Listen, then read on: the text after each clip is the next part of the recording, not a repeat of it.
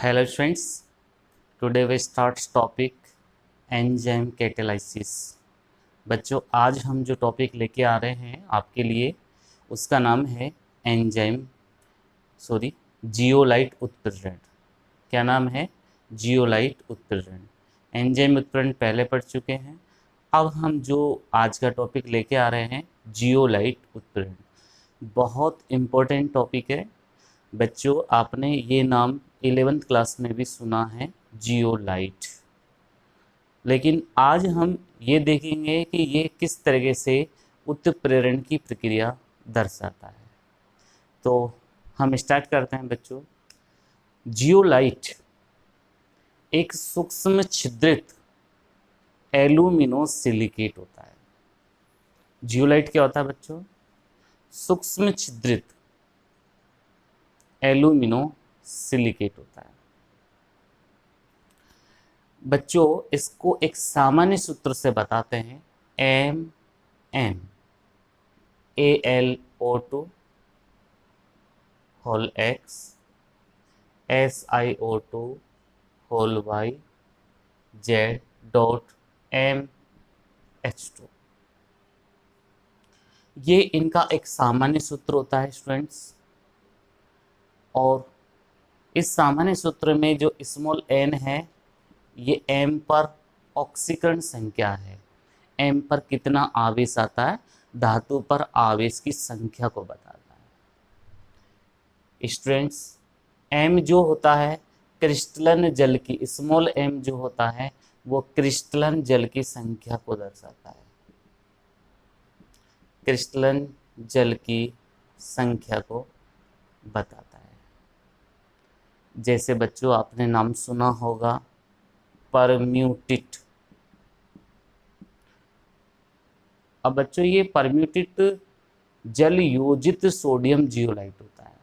इसका जो सूत्र होता है Na2Al2Si2O8.XH2।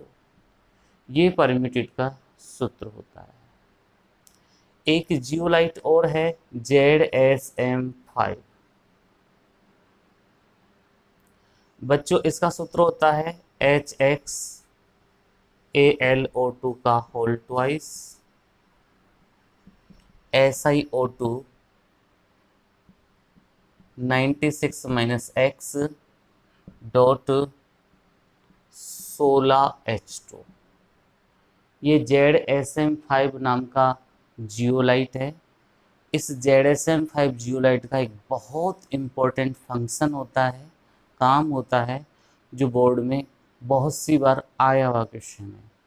ये एल्कोहल को सीधे ही गैसोलीन में परिवर्तित करने में प्रयुक्त होता है। एल्कोहल को सीधे ही गैसोलीन में परिवर्तित करने में बच्चों प्रयुक्त होता है। ये भी एक जियोलाइट होता है। एक जियोलाइट और होगा बच्चों इरियोनाइट। ये भी एक जियोलाइट है। इसका फॉर्मूला होता है बच्चों Na2K2CaMgAlO2 का होल ट्वाइस SiO2 का होल ट्वाइस डॉट 6H2। बच्चों ये फॉर्मूला होता है इरियोनाइट का, जिसमें सभी टाइप के धनायन आगे सोडियम, पोटेशियम, कैल्शियम, मैग्नीशियम, क्योंकि यहाँ M जो है ये जो धातु है, ये धातु ये चारों ही होती है, सोडियम, पोटेशियम, कैल्शियम, मैग्नीशियम। तो मैंने आपसे कहा सूक्ष्म छिद्रित एल्यूमिनो सिलिकेट जियोलाइट कहलाता है, जिसे एक सामान्य सूत्र से प्रदर्शित करते हैं। इस सूत्र में N जो है धातु आयन की ऑक्सीकरण संख्या है, और धातु के रूप में सोडियम, पोटेशियम, कैल्शियम, मैग्नीशियम प्रयुक्त करते हैं। M क्या है, स्मॉल m क्या है? क्रिस्टलन जल की संख्या है। जैसे इसमें कोई XH2 आई है, इसमें 16H2 आई है, इसमें 6H2 आई है। ओके स्टूडेंट्स, आप ये एग्जाम्पल भी नोट कर लेंगे एग्जाम के पॉइंट ऑफ व्यू से ये दोनों इम्पोर्टेंट है। ZSM-5 का सूत्र इम्पोर्टेंट नहीं है, नाम इम्पोर्टेंट है। परम्यूटेट का सूत्र इम्पोर्टेंट है। बच्चों, जियोलाइट की एक त्रिविमीय संरचना होती है। त्रिविमीय संरचना भी मधुमक्खी के छत्ते के समान। जियोलाइट की त्रिविमीय संरचना होती है मधुमक्खी के छत्तों के समान, जिसे बनाया जाता है सिलिकॉन परमाणु को एल्यूमिनियम परमाणु के द्वारा विस्थापित करके। ये क्या है, जो त्रिविमीय संरचना होती है ये बनती है केवल सिलिकॉन की। ऐसे संरचना थी पहले, जैसे आपने SiO2 की संरचना देखी होगी, ऐसे त्रिविमीय संरचना होती थी। ठीक है। जियोलाइट की त्रिविमीय संरचना होती है जिसमें सिलिकॉन परमाणु के स्थान पर कुछ एल्यूमिनियम परमाणु आ जाते हैं, इसलिए इसको अपन एल्यूमिनो सिलिकेट कहते हैं। इसमें अलग अलग आकृति के छिद्र और गुहाएं पाई जाती है, जिनका व्यास 260 पिकोमीटर से लेकर 740 तक हो सकता है। अलग अलग आकृति के छिद्र और इनमें गुहाएं होती है। हमको व्यास से कोई मतलब नहीं है, हमको केवल ये याद रखना है इनमें भिन्न भिन्न आकृति के छिद्र या गुहाएं पाई जाती है। इनमें जल के अणु आकर समाहित हो जाते हैं। जल के अणु इनमें अवशोषित हो जाते हैं, भर जाते हैं इन छिद्रों या गुहाओं में, अतः इसे जल योजित जियोलाइट कहते हैं। अगर सपोज करें ये इसका छिद्र या गुहा बनी हुई है और इसमें बाहर से जल का अणु आकर समाहित हो जाएगा, तो अब इसका नाम जल योजित जियोलाइट होगा। बच्चों, जलयोजित जियोलाइट आयन विनिमय विधि में कठोर जल को मृदु करने में प्रयुक्त किया जाता है। जलयोजित जियोलाइट कठोर जल को मृदु बनाता है।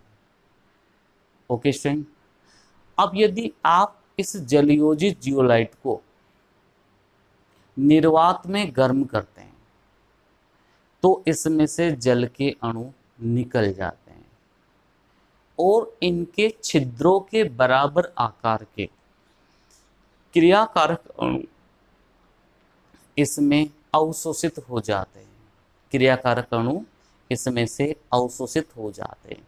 तो बच्चों, जैसे ही हम जलयोजित जियोलाइट को निर्वातित माध्यम में गर्म करेंगे तो इसमें से जो जल के अणु हैं वो तो निकल जाएंगे, लेकिन इन छिद्रों के बराबर के आकार के क्रियाकारक अणु इनमें आकर समाहित हो जाते हैं, अवशोषित हो जाते हैं।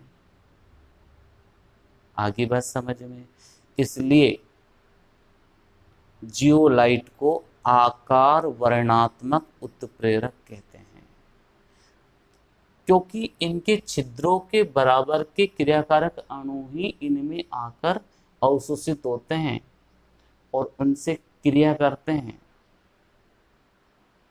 तो बच्चों, एक नाम मैं बता रहा हूं, आकार वर्णात्मक उत्प्रेरक। आकृति भी वर्ड यूज होता है कभी कभी, आकार की जगह पे आकृति भी आ जाएगा। आकार वर्णात्मक उत्प्रेरक, यानी कि जियोलाइट को हम आकार वर्णात्मक उत्प्रेरक भी कहते हैं। एग्जाम्पल मैंने आपको बताया, जैसे ZSM-5 जियोलाइट एल्कोहल को सीधे ही गैसोलीन पेट्रोल का शुद्धतम रूप है, एल्कोहल को सीधे ही गैसोलीन में परिवर्तित करने में प्रयुक्त होता है। और जो जियोलाइट के होल होते हैं, छिद्र होते हैं, उसमें एल्कोहल का निर्जलीकरण एवं हाइड्रोकार्बनों का मिश्रण प्राप्त होता है। जियोलाइट के जो छिद्र है इसमें क्या होता है, एल्कोहल का निर्जलीकरण होता है और हाइड्रोकार्बनों का मिश्रण प्राप्त होता है। ओके स्टूडेंट्स, ये था हमारा आकार वर्णात्मक जियोलाइट या आकृति वर्णात्मक जियोलाइट। ये तो स्टूडेंट मैंने आपको समझाया है, लिखना कैसे है आपको, अब आप 1 बाय 1 करके लिखिए इसके बारे में, मैं आपको लिखा रहा हूँ। सबसे पहले आप टॉपिक आप डाल दीजिए जियोलाइट उत्प्रेरक, और फर्स्ट एरो में लिखना जियोलाइट एक सूक्ष्म रंध्रित एल्यूमिनोसिलिकेट होता है। सूक्ष्म रंध्रित या सूक्ष्म छिद्रित एल्यूमिनोसिलिकेट होता है। अगली लाइन में लिखना इसका सामान्य सूत्र MnAl2 SiO2 का Y whole Z dot MH2O होता है, जहां स्मॉल n धातु की ऑक्सीकरण संख्या है तथा capital M sodium potassium calcium magnesium को दर्शाता है। स्मॉल m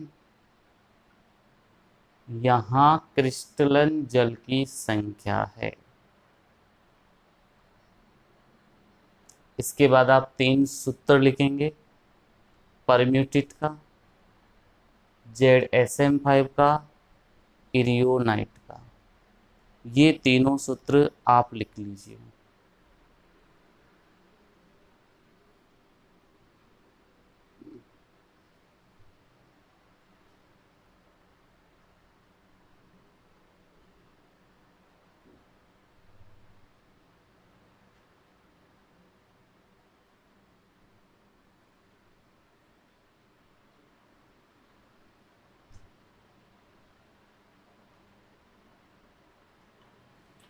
ओके स्टूडेंट, अब आपने ये सूत्र लिख लिया होगा।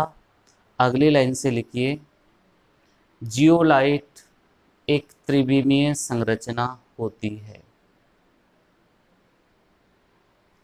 जो मधुमक्खी के छत्ते के समान दिखाई देती है। इस संरचना में एल्यूमिनियम परमाणु कुछ सिलिकॉन परमाणुओं को प्रतिस्थापित कर देता है तथा इस संरचना में भिन्न भिन्न आकार के छिद्र व गुहाएं बन जाती है।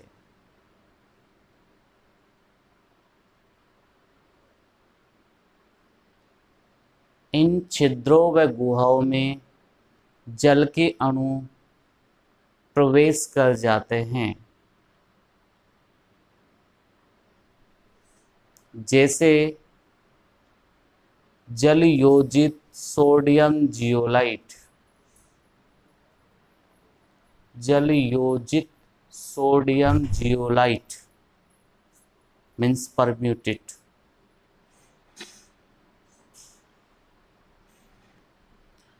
नेक्स्ट लाइन से लिखना यह सोडियम जियोलाइट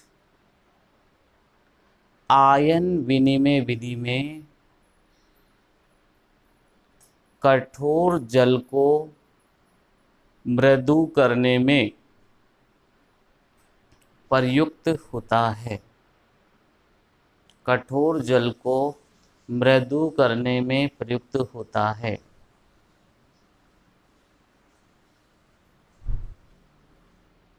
अब बच्चों नेक्स्ट लाइन से लिखना है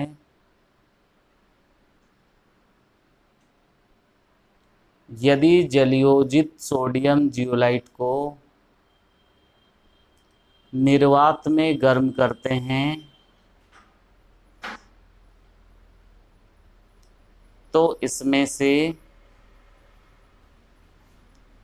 जल के अणु निकल जाते हैं और इनके छिद्रों या गुहाओं के बराबर के आकार के क्रियाकारक अणु इनमें अवशोषित हो जाते हैं।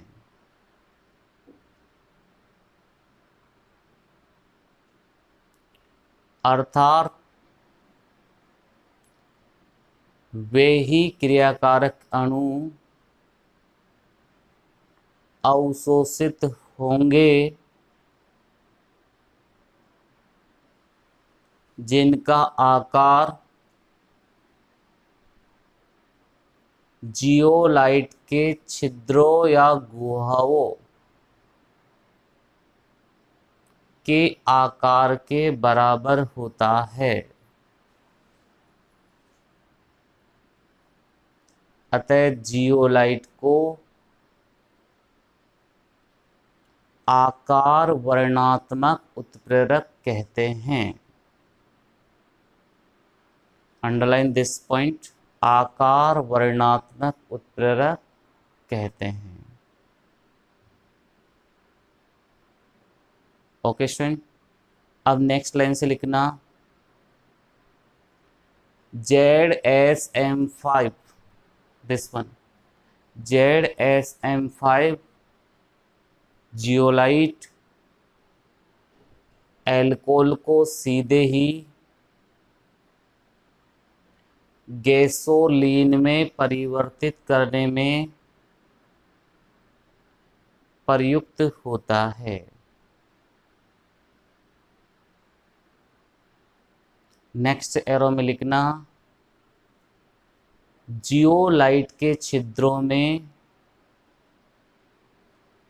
एल्कोहल का निर्जलीकरण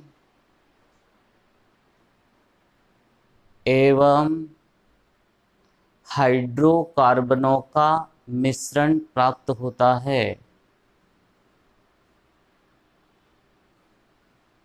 ओके स्टूडेंट्स, ये अपना टॉपिक था जियोलाइट उत्प्रेरण।